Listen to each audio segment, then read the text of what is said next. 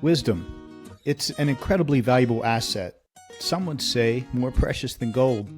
It's attractive, appealing, admirable. Conversely, a lack of wisdom is the basis of immaturity, blind spots, and bad decisions. Wisdom. It can be gained over time, but it can't be rushed. But wisdom can be shared. That's precisely what we are here to do right now. Today, we are here to hack wisdom, to distill it, to understand it, and to process it. Why? To get better at life. Welcome to The Main Thing.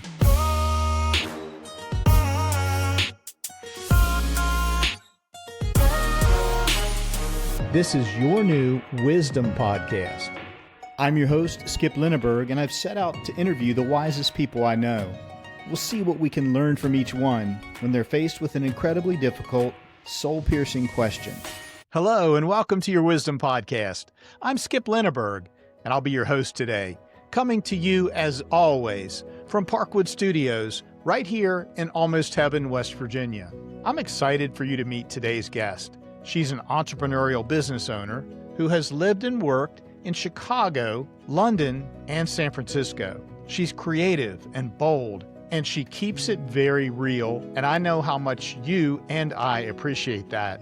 When you listen to this episode today, you'll come away with tips and techniques for dealing with fear, practices you can apply right now today for coping with stress and uncertainty, and leadership practices and advice on leading your team during tumultuous times. And of course, as always, you will discover the main thing Lindsay Yellin has learned in her lifetime so far. Hey, for a transcript of today's wisdom conversation and just a ton of additional wisdom resources, I invite you to hop on over to our website after you've listened to this show. Also, as you listen, right now I want you to begin thinking about who you'll share this episode with.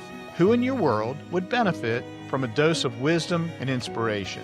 Now, here's a bit more about our wise guest. Lindsay Yellin is an executive leadership coach who helps high-achieving creative leaders move beyond fear and self-doubt to lead with possibility and self-trust. A former advertising executive, Lindsay's no stranger to high-pressure, high-visibility environments, and she understands firsthand the challenge of staying true to yourself while leading others. Today, Lindsay is a passionate champion and challenger for her clients, helping them unlock their leadership potential through deep self-connection and intentional relationships. Beyond coaching, you'll also find Lindsay behind the espresso bar, where her love for sparking conversation shows up just as strongly.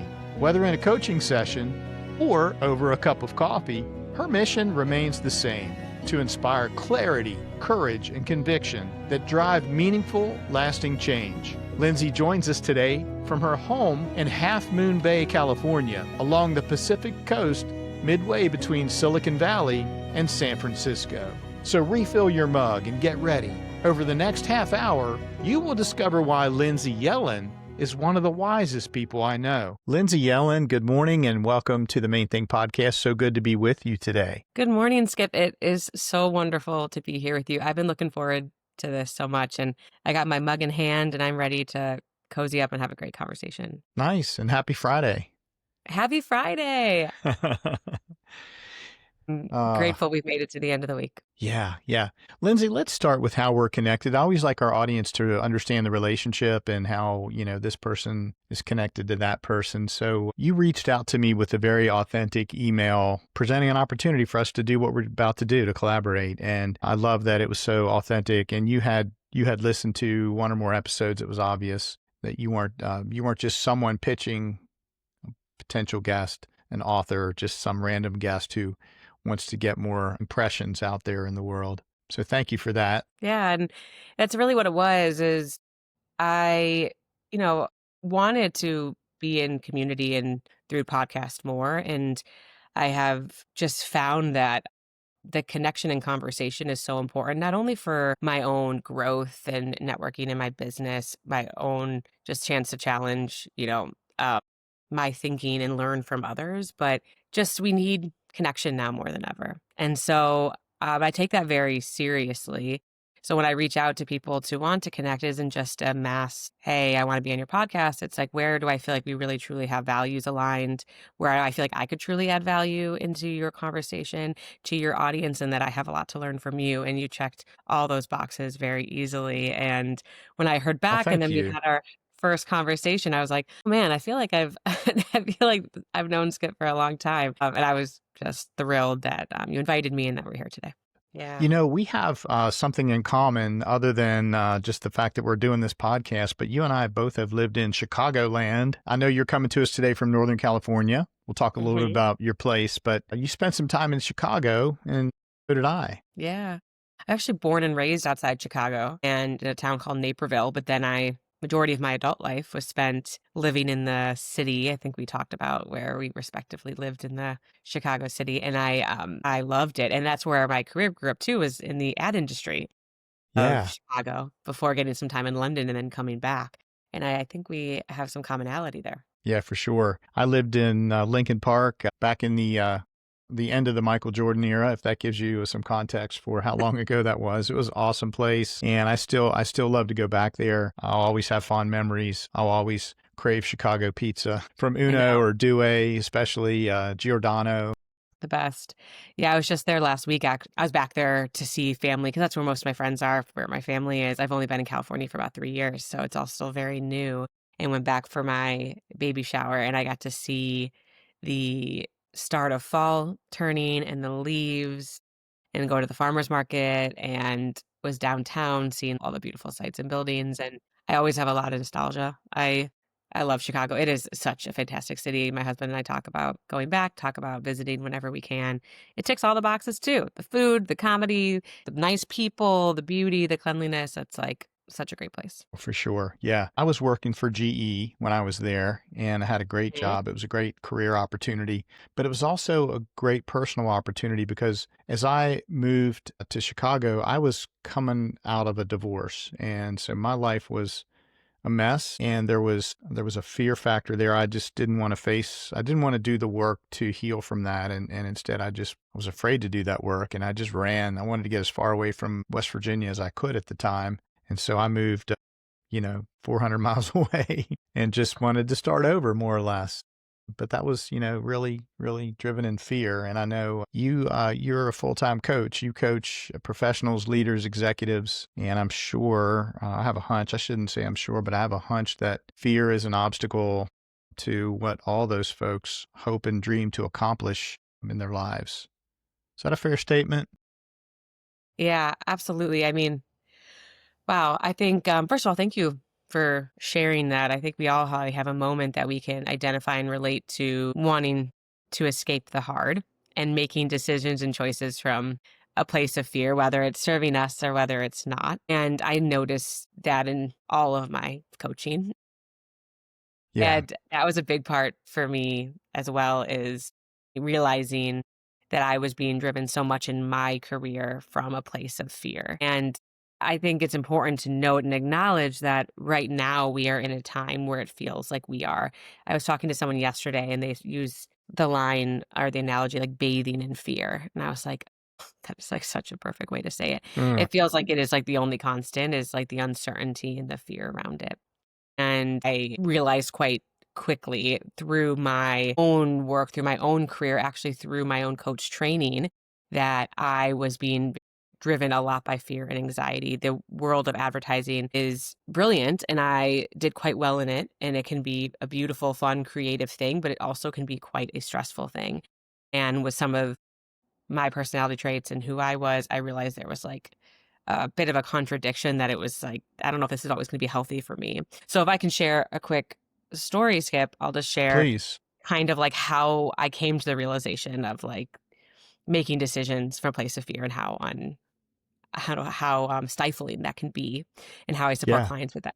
So early on in my career in advertising, I had something that folks that listen might identify with, or maybe you identified with at some point, of like this career ache where I was like, okay, this is like great, but like I just feel like something's not right. I'm meant for more. I Mm, feel like I could do something different and better. I don't know what it is yet. So I don't have the answers, but So I kind of just ignored it, and I continued to climb the ladder of advertising and accomplished a lot of great goals. I was doing everything I should, getting the promotions, getting the um, opportunities and the accolades and great relationships with people, and everything was wonderful. But something still just didn't feel right. Ugh. And it wasn't until I went to London for work, I came back, and I was now And you pretty. lived there for a while, right? You didn't just travel there, but you moved to London, right?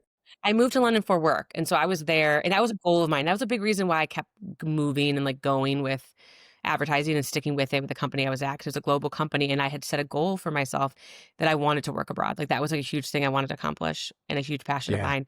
And then I got it. So I was like, I was getting everything I was working towards, right? So I kept going, and actually, there was like one big tension point because when I was in London, before I really understood values, before I got into the coach work and able to name and understand these things, I realized quite quickly in London that that office had very different markers of success than what I was used to in Chicago and what was important to me. It was much more revenue driven, much more bottom line. It wasn't very people driven and didn't really care much about nurturing the people or talent or and culture. And that's very Okay. opposite to the office I was in. So that is just also an example where I was Ooh. put in this like tension of like, once again, this isn't feeling right for me. And I had Yeah, to learn that's how to be successful in that environment despite a it. harsh new reality over there It was, but it was in also, that work culture. yeah, the culture was like very off. People were great. London was great. Yeah. But Yeah. I came back and reaching my goal. I had set this goal, Skip, that I was going to be a VP by the time I was 30. Why? I was like, why do, Nice.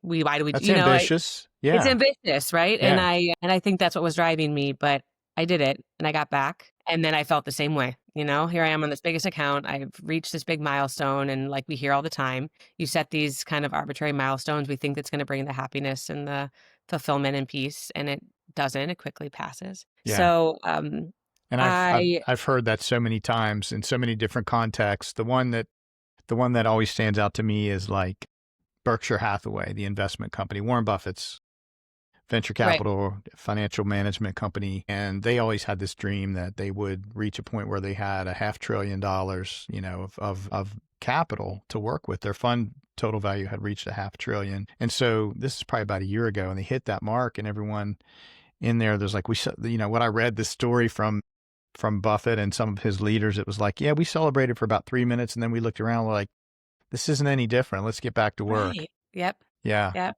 And I notice that a lot with my clients too. We believe that it's circumstances that are going to be what's going to finally create the happiness or what we're striving for. As soon as I do this, when I do this, as soon as I get this, but we realize that that always ends up being empty promises, Yeah. and we trick ourselves into believing that. And Yeah. so I started to That's realize that. That's wisdom right there. Yeah, you're That's a, right. that's a little bonus wisdom lesson for you all right here in the first part of the show. So, and I eventually, because to fast forward, that ache got louder and louder until I couldn't ignore it anymore. Yeah. And I think a lot of people are feeling that and have in the last 5 years more so have been like, oh, wait, there's a tension here that is worth listening to. I began to look into coaching because I realized I wanted to be a more people-centric type of career, Hmm. and coaching seemed interesting. I didn't know much about it. And it was through that work that I was able to gain agency of understanding that I had could actually prioritize myself and think about my relationship to my work differently versus just kind of defaulting to what felt like the right path and the right options and the right things to do. And that helped me kind of unravel where this ache was coming from. Yeah. Like many in COVID, I ended up starting to make that shift into coaching and supporting people who was feeling similarly lost, who have been climbing the ladder and looking around and saying, what do I do here? Something's not Mm. right anymore and I feel stuck and I don't know where to go next. And helping them through a lot of the work that I did to uncover that clarity through greater self-connection. But the moment of the possibility over fear, I was sitting in my kitchen deciding whether to go from if I should leave advertising full time, which is very safe, quote unquote safe, Yeah. comfortable, Yeah. or go into coaching full time, which I was a very big risk to me. And I was A big very big pivot right there. Big pivot. huge pivot. And going Huge from pivot.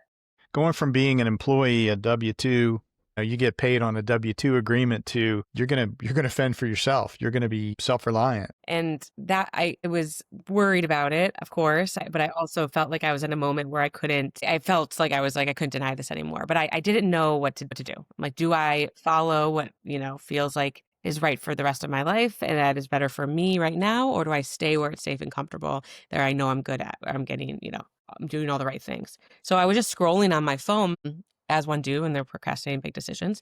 And I come across this quote from Michelle Obama, and it says, don't ever make decisions from a place of fear. Make decisions from a place of hope and possibility.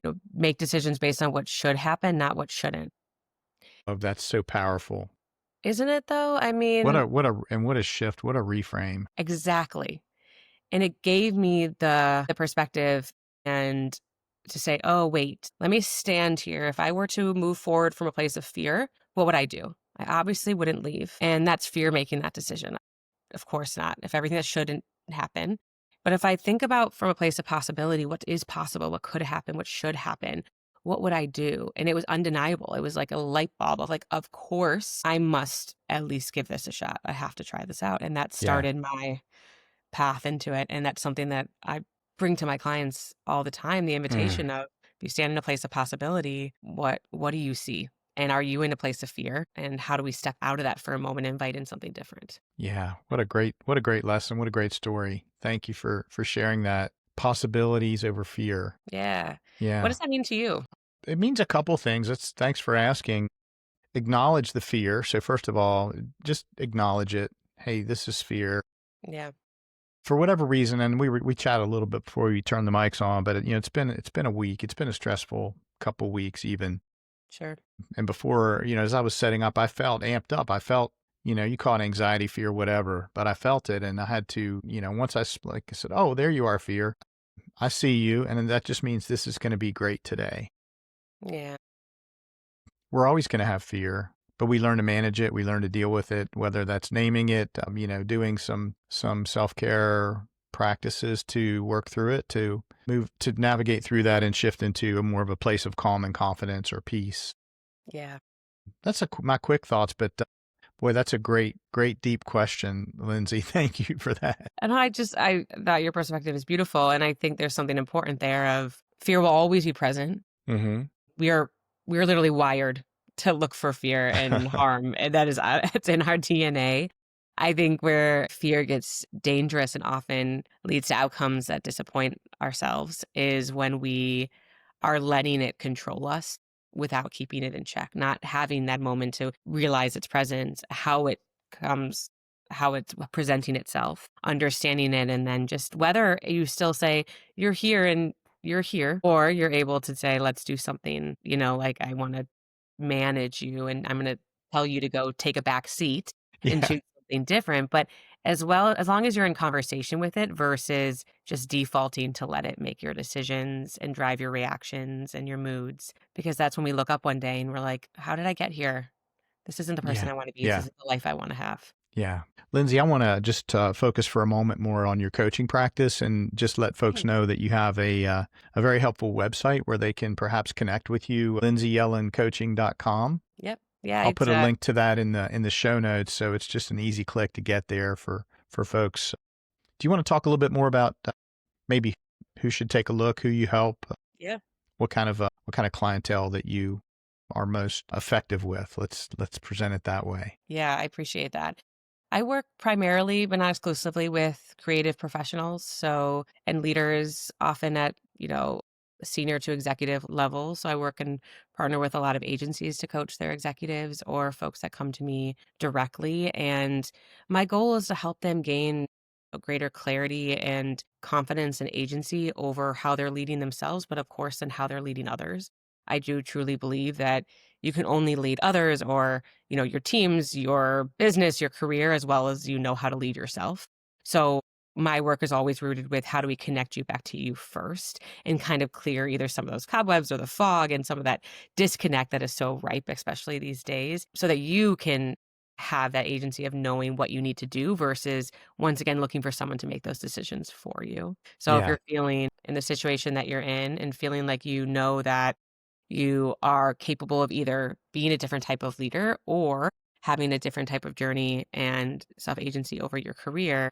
And that's a great time for us to get in conversation to see what could be getting in your way and if my tools and approaches would be right for you. Awesome. Awesome. Well, I encourage folks to take a look. And Lindsay, let's transition back to this topic of fear. I think there's just a lot of value. There's a lot of wisdom in and around that.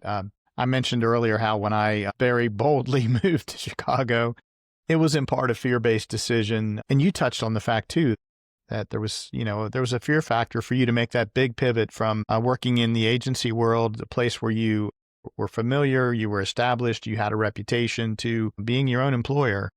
Yeah. Let's give our listeners just a little bit more guidance on why they should choose possibility over fear, and perhaps a couple application steps of how they can do that. Yeah, absolutely. So the reason to do it, I think, is first and foremost so much what we've been talking about of we can get into places of autopilot and places of comfort, but it's perceived comfort. And we're kind of letting ourselves drift. And I think I've noticed a lot since over the last 5 years, it's crazy to say 5 years now, that since like the start of COVID and so much that has unfolded afterwards, that people find themselves like frozen. I think of it like a Jenga tower often, that before you would kind of take pieces out, put them back in, right? And you would kind of just be steady, maybe a little shaky, but like it'd be okay.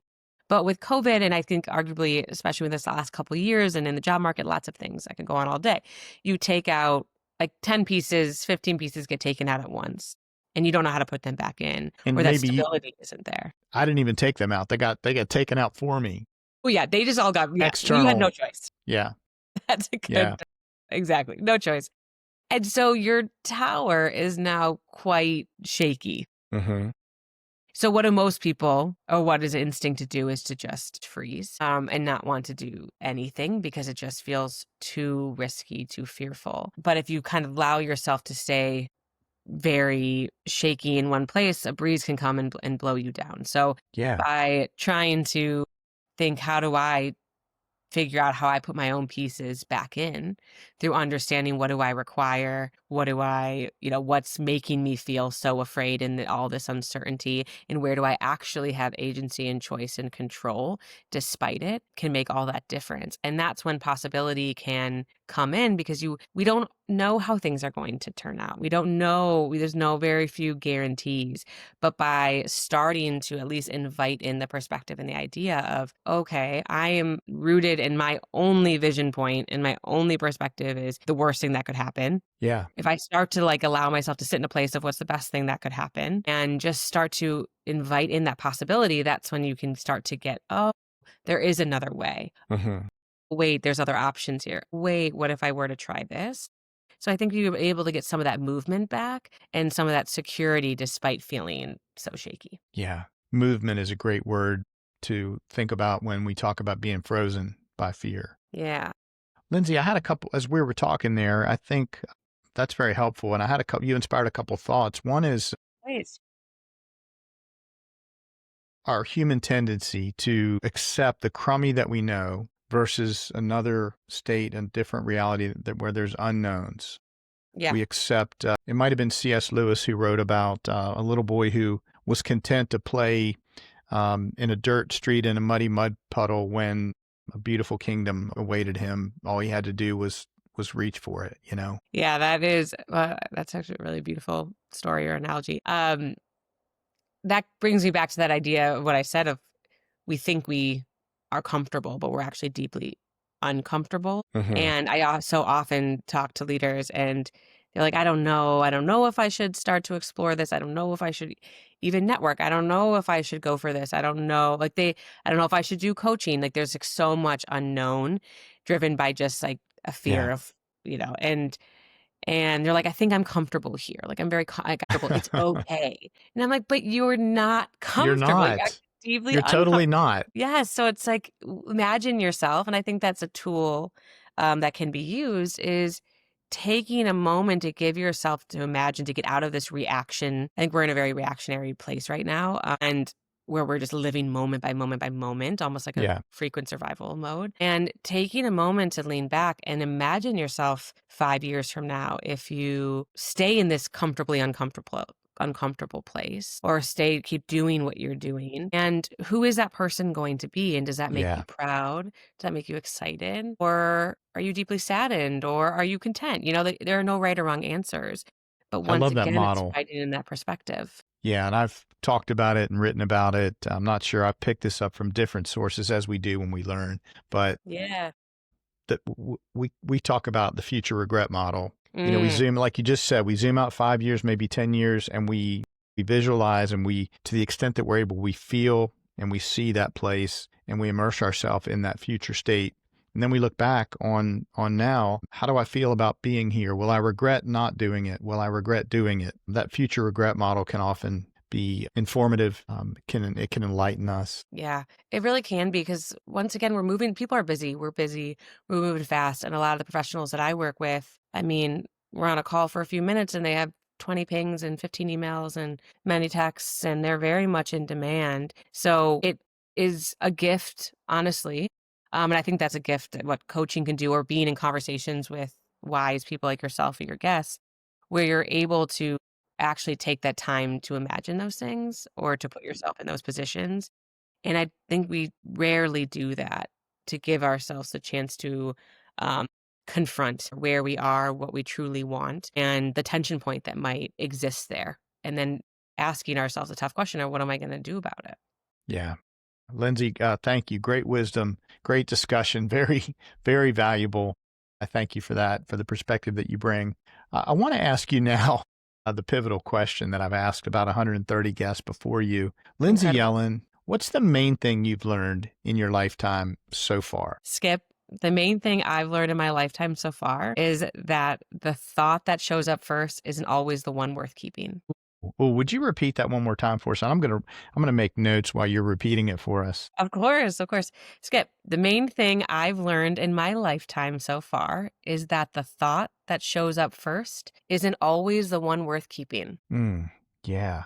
Give us an illustration of that. I love that. I believe that, but I'd like you to walk us through that and unpack that for us. Give us a few examples, if you would. Yeah. So I think what we've actually been talking a lot that leans into this, which is beautiful, but it comes down to the fact that your perspective is a choice. And we often default it and don't realize that we have choice in our perspective on a situation. And I'll just share that one of the first times I started to realize this for myself is through understanding my values through coaching. Okay. And this, hopefully this story will kind of give a little bit of an example as well. But I had a client that was just rude and Mm, we had bad client behavior. You coming from a bit of industry, you probably understand, would go above me, would try to make us work extra hard just to prove that he could. Was just a bad client. And I was struggling so much with it. And I didn't know how to respond. I felt like I had no power. I was really upset. and Lindsay, this was when you were in the This is when I advertising was and in PR. advertising. Okay. Yes. Okay, cool. Thank you for the Just wanted to clarification. clarify. Yeah. This is agency life. This is not one of my coaching clients. I work with incredible women. So this was an agency client a long time ago. And through coaching, I'd started to name values, right? Which I find a very incredible exercise to do. And one of the values I named I realized important to me at the time, was respect. Yeah. And as soon as I was able to name that value of respect, and then I used that as a perspective when looking at this client, um, and was like, oh, that's what's happening here. They are treating me with so little respect. Our relationship with so little respect. But my initial thought was one of, you know, this client is, I have no power here. He's trying to take me down. It was one of Th- defeat. this is going to go badly and it's going to cost me my job. Yes. Yeah. It was just one of total defeat. I felt like I was looking like a bad leader to my team. I couldn't stick up for my team. I just felt like I had to default to my boss for everything. It was all, it was just one of doom and gloom, and pity and no confidence. But as soon as I took the posture of, he is not honoring my value of respect. That's why this is so hard for me. Well, that still gives me the opportunity to honor respect back. So what do I need to do to honor respect back to him, to ask for respect, Mm. talk to my boss from the perspective of, hey, this client's being very disrespectful to our team? I was able to take back control over the conversation. And so, although my first thought was one of defeat, of like, this client's trying to take me down, I have no agency here, I don't have any control, I just have a really hard client, what was me? That wasn't the one that was worth keeping, because as soon as I invited in some other perspectives, I was able to say, okay, actually, the perspective I want to take here, the thought that I want to have Mm-hmm. is one of empowerment, one of me still able to treat them with respect despite how they treat me, so I can still feel good about myself. So it started a whole catalyst of different type of behaviors and beliefs and understanding that did start to shift our relationship. And I think it's important for us to realize that we are always evolving Mm-hmm. and we are always growing, and that often our thoughts are ones of habits, are just long held beliefs that may no longer actually be true to us. And we have to give ourselves permission that if a first thought that we have, a reaction to something, that doesn't always reflect who we truly are, who we want to become, who we're Right trying to on. become, right? Yeah. And so we have to give ourselves the grace and the permission to say, just because I think that way initially, or I reacted that way, or believe something initially, that doesn't define who I am. I can choose how I actually want Yeah. to move forward from this. Yeah. And when we're feeling that way, just to use your coaching right there, Mm-hmm. stop and recognize and maybe kind of inventory the values that are at play in this situation. And there might be one that's causing some conflict and some stress, but then you also think about, well, which values do I want to be at play in this situation? And which of those can I bring into this situation? Because I have some control here. I have some bearing. I'm not just reacting to what's coming at me. I think Exactly. that's brilliant. I think that's something that I'm going to model, recognizing and naming the values that are at play in any situation. Yeah. And I think it's important right now for sure. And yes, I And want to that underscore that. and that's Value should, by the way, that's yeah. unique. I haven't heard that one before. I've talked to a lot of really wise people. I've done a lot of work personally. Yeah. So that's a new one I'm going to add to my Thank list you. of coping techniques and self-care practices. Really Yeah. like that. I have found, Skip, with all the leaders that I work with, different levels, different industries, different positions, values is one of the most important and resonant work that we do. I do it with every single one. And it always, always ends up being really powerful because it is your compass. And so once you're able to name and understand your values, you're like, oh, this is who I am. Now I understand why some things feel great, some things are full attention. But then they're also a constant like perspective, a pair of sunglasses or glasses you can put on to look at a situation.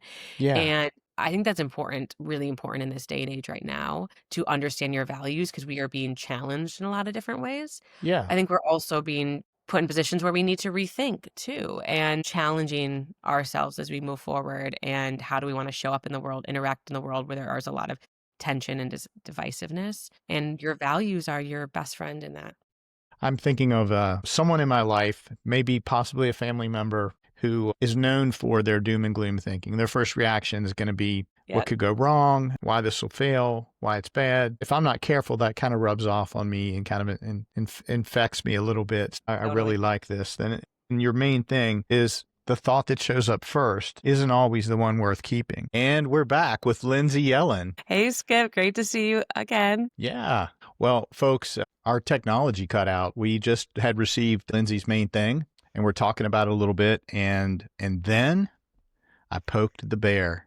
I poked the bear. I challenged the notion of doom and gloom thinking. I was poking fun at the idea of, well, what could go wrong here? What's the worst possible outcome? This is going to fail. I was making light of that. And then boom, something did fail called your internet connection. Yeah, when you live in a small coastal town in California, um, this seems to happen when you least need it, when you least expect it, when it hurts the most, and they love to do it to you. And it did. It went out at that exact moment for nearly the rest of the day. So the Yeah. universe had other plans for us. Indeed. Indeed. Yeah. Oh, gosh. Well, getting back to your main thing, again, I think it's really unique and very powerful wisdom to embrace, which is this: the thought that shows up first isn't always the one worth keeping. I think that's a beautiful wisdom nugget that we're going to add to our ongoing study of wisdom. And I'm just curious, Lindsay, when did this land on you? Like, when did you go, okay, I really need to be mindful of this. I need to make this something that I keep in mind every day and allow it to shape how I live? Yeah.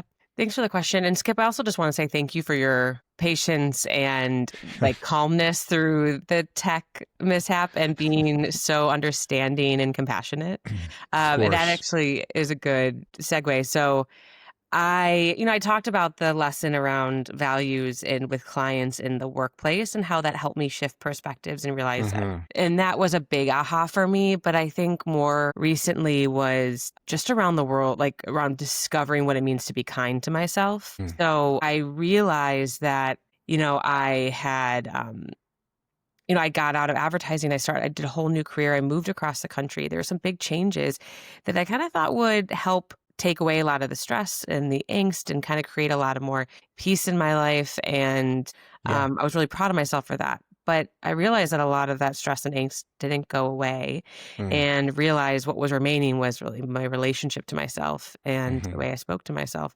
So through that, the time and space I had, I was like, I got to start to shift this. And I started to realize that so often the first thought that I would have in a situation, maybe like yesterday when something goes wrong, or when maybe I don't get a client that I thought that I'd be lucky enough to work with, or something doesn't go right, or I look in the mirror and something doesn't look good in my own perspective. My first thought was always one that was so rough. And I realized I talked to myself in a way that I wouldn't talk to a lot of other people. And I know a lot of listeners can probably identify with that.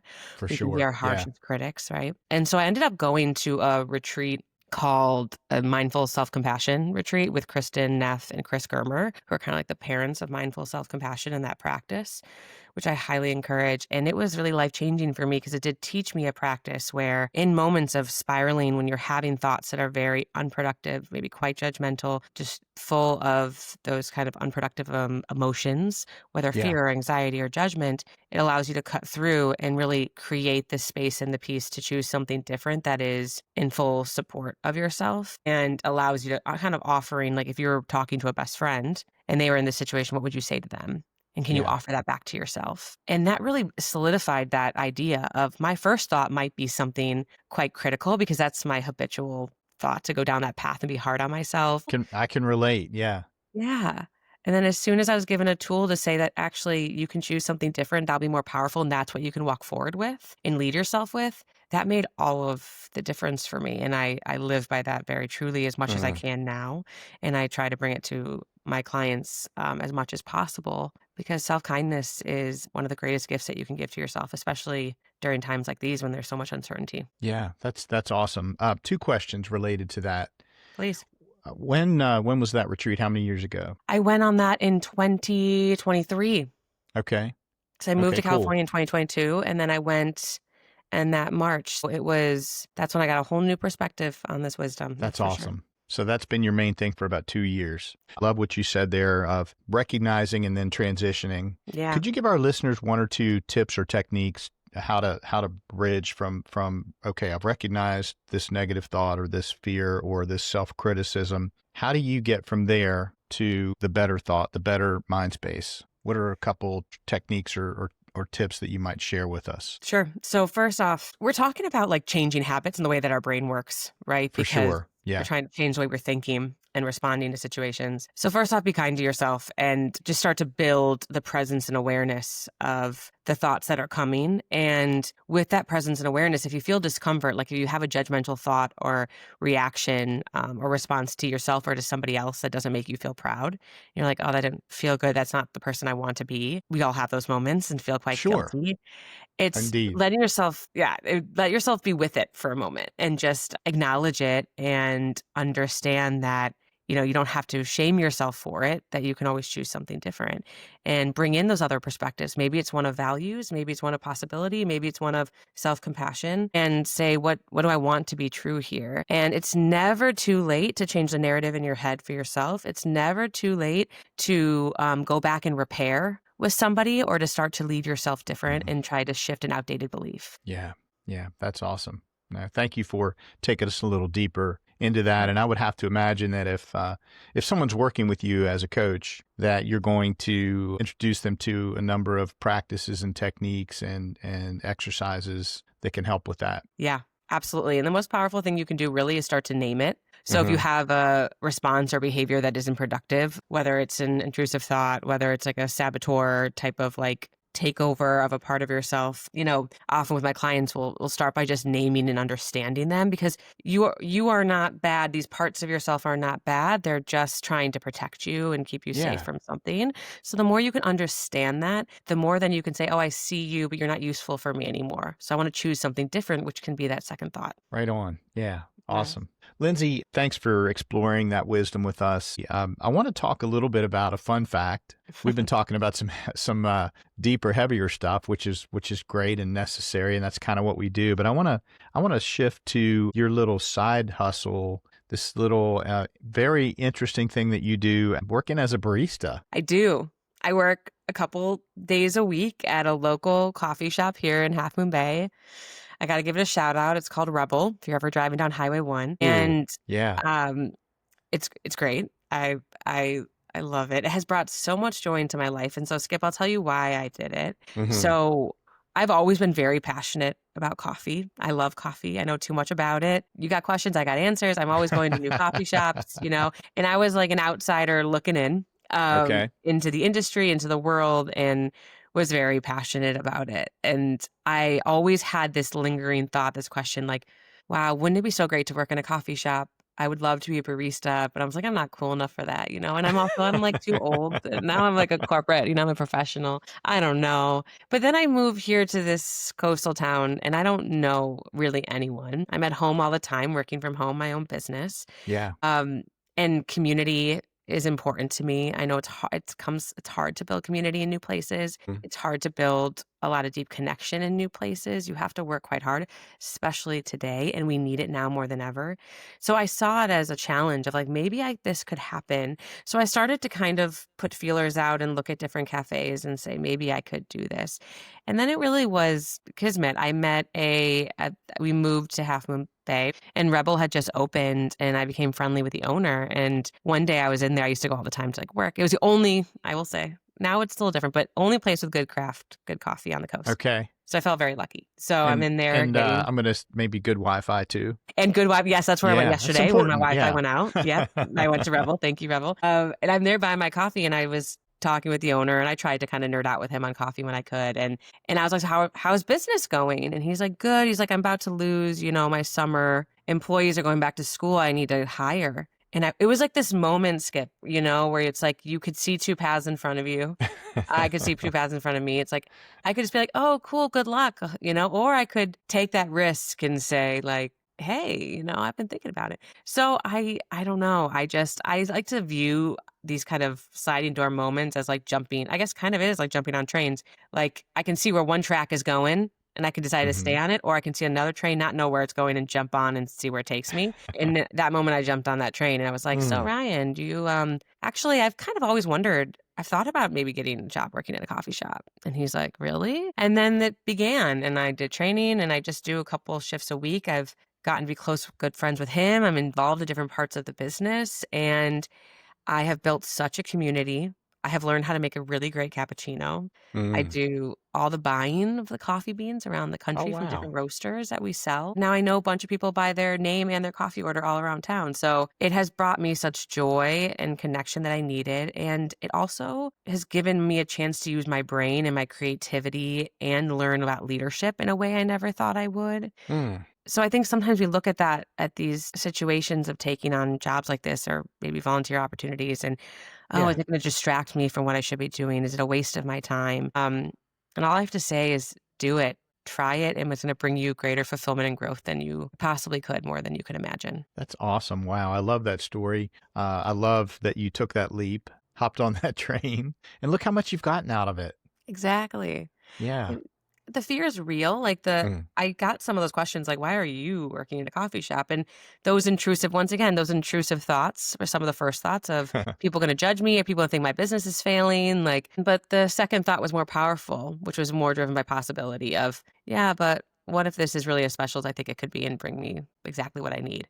And it truly Yeah. has. I see an element in there too. Part of your story, the way you explained it, of abundance thinking versus scarcity. Like scarcity thinking would say, I have this pie of time, that's my time. And if I cut another slice, something else is going to go. I've got to sacrifice something. But if you think about it from an abundance mentality, I'm going to be there. I'm going to do all these things. I'm not like I'm going to say yes to everything, but I'm going to carefully say yes to certain things. And by doing multiple things, both are going to increase. Yeah. Yeah, it was a good practice in that, and it has taught me, there are 2 days a week where I'm spending over 4 hours, not at home, not in my business, somewhere else, but I've made it count, um, in terms of what I bring to my business, in terms of the relationships that are teaching me a lot, Mm. and the quality of that time is very high. So I I think that's a really good point. I hadn't thought about it that way, abundance versus scarcity, but it was certainly a powerful practice in it. And I'm able to put these leadership practices uh, Yeah. into put them into practice in a way that I don't normally. We usually think about them in boardrooms and meeting rooms and behind desks and Zoom screens, but they all apply to teams of people between 18 and 25 years old, and they apply to how you work with customers as you would with advertising clients. And it's just really great to be able to exercise that and see it in the field, you'd say, in a totally different way. And it's very inspiring. We can embrace the yes and. Like, I am an executive coach and I'm also a barista. And like, Yeah. there's a lot of beauty of that in our world. I don't think we give ourselves enough permission to explore that space of what else we can be and where purpose can find us. And because of a lot of scarcity, because of judgment, because of a lot of things. And so I just want to encourage you to explore that for yourself, because I think we deserve that in our lifetime. Yeah. Lindsay, as we wrap up here today, this has been just a rich and beautiful conversation. I want to give you a moment of open mic time to share with our audience of roughly 1,000 wisdom seekers. Closing thought, a word of encouragement. So yeah, please. Yeah, I'd love that. I want to just reflect that the last week or so, I've spent a lot of time in person and in workshops with creative leaders that are leading big teams and projects and clients right now. And I just think, we talked about this at the beginning, but I think it's important to underscore that, like, this is such a time where folks are having to lead themselves, their families, their teams or companies through just constant uncertainty. It's just like a relentless wave of unknown. And it's Mm-hmm. just feeling like cultures are just like permeating with a lot of fear based on all those unknowns. So I just think it's important to acknowledge that you're not alone in feeling overwhelmed or worried about how do I continue to lead myself and others when they're looking for certainty and security, but I don't feel secure myself. And I just want to share that don't try to be everything for everyone and don't try to be perfect. That this isn't a time for protection or perfection. It's a time for humanity. And just showing up every day and creating a space for people to feel heard and not alone and see that you're kind of in the struggle with them is the most powerful thing that you can do. And I think Yeah. we often forget that in times that feel a little overwhelming or uncertain, we just have to show up and be together and just Mm. create meaningful connection and not try to think that we have to fix or have the perfect answer all the time, because it's just not possible. Yeah. In those times, we need to focus on humanity, not perfection. Exactly. Wow. Yeah, I think Wow. so. There's another big wisdom chunk for us to enjoy and apply and take with us. Lindsay, I don't want to be a spoiler here, or we're not a breaking news podcast, but I think there is some news that's timely that you may want Yes. to share with our audience. Speaking of creating space for humanity, thanks, Skip. I this week actually just launched my own podcast called Unfiltered Wow. Leadership with Lindsay Yellin. Of course, unfiltered, got to have a little bit of nod to coffee there. And with every week, I'm cozying up with a different mug of something delicious. And the whole idea is to get into the kind of messy, really human sides of leadership that aren't always talked about. Not really the buzzwords and the checklists and top hits of what's most useful in leadership today. It's kind of getting at what's the foundation of all of that. Okay. And I just hope to bring people insights and ideas and conversations that make them feel less alone in their own season of leadership. The name again, Unfiltered Leadership. Unfiltered leadership. Wow. Yeah. I can't wait to listen. Thank you. we'll put a link to that in the show notes as well. Thanks. Our first episode is out on actually this Monday. And it's a great conversation all about how to lead yourself when you feel like you've lost yourself, which it's those moments when you're like, wait, where am I? Who am I? I don't know who I am anymore, but you still have to show up. So it's a pretty powerful conversation. Awesome. I can't wait to listen. And thanks, Skip. Gosh, Lindsay, thank you so much for your time, bringing yourself, your wisdom, your humor. This has been a real joy for me. Thank you. It's been an honor for me too. Thanks, Skip. I appreciate it. So long for now. So long. Hey, it's Skip.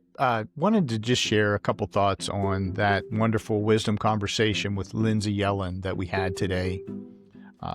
As you heard me say, I thought her main thing was just very useful and unique. The way it was stated, the thought that shows up first isn't always the one worth keeping. I've heard similar things said in a very clinical way. This makes it really easy to apply and get my brain around it. Secondly, a big, powerful practice that I'm going to try to take away and implement and have it become a habit for me is that when I'm feeling stressed, when I'm in the midst of conflict or a difficult conversation, I would stop and consciously name the values that I want to be present in that moment, in that conversation, in that conflict. Values like respect, self-compassion, integrity, whatever they might be. If we can pause and click through those and let those sit with those for a moment, it's definitely going to take some of the stress and some of the sting out of those moments. So that's very, very powerful to me. The third one that I'll share, and this one I think is so appropriate for what we're all going through right now. Lindsay said in uncertain times that we need to focus not on perfection, saying the perfect thing, acting perfectly, because we're never going to get that right, are we? But she said instead of focusing on perfection, focus instead on humanity. And wow, that's so, so important. I'm going to apply that immediately next week and in the months ahead. That's such a useful insight that Lindsay shared with us. So I hope you enjoyed it, and I'll catch you again next time for another episode of the Main Thing podcast, where we collect, we study, we learn, and we apply wisdom.